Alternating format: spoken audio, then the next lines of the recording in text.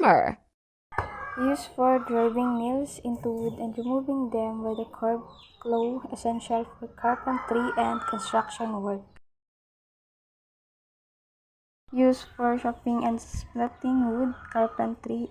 It may be used for raw shaping or preparing wood before finer cuts are made.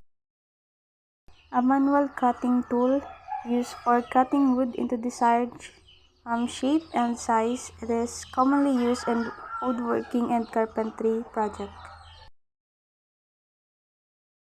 Crowbar as a metal tool used for prying, pulling nails, demolition, and opening crates. This provides leverage to break apart materials, remove embedded objects, and assist in heavy lifting. Common in construction and carpentry, it is essential for tasks requiring force and precision.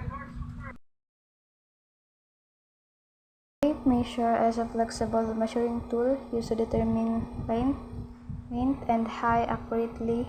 It is essential in construction, carpentry, tailoring, and DIY projects for precise measurements, marking cuts, and ensure proper alignment.